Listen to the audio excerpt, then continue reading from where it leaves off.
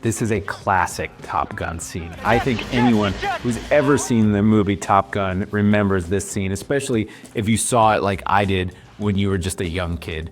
This is like iconic. What I learned after I went on to actually fly fighter jets in the Air Force is that you don't say eject, eject, eject. You actually say bail out, bail out, bail out. And you never use the word bail out unless you're going to eject from the airplane. So if you need to talk about ejecting with your wingman, or if you have someone else in the airplane with you, if you're in a 2-seat F-16 model, for instance, you use the word eject or ejection to talk about a checklist. If you actually need to eject, you say bail out, and you say it 3 times. Bail out, bail out, bail out. And on the 3rd bailout, you pull the handle to go. Now in these old seats, the handles are up here.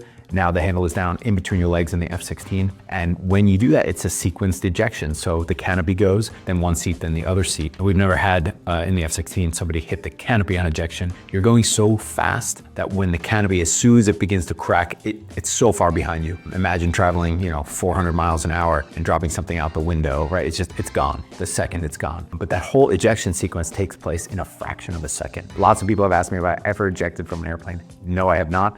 I've done the trainers, I've done the simulator, and I have trained to it thousands of times, but never actually had to do it. But if you did have to do it, you would use the word bailout, not the word ejection.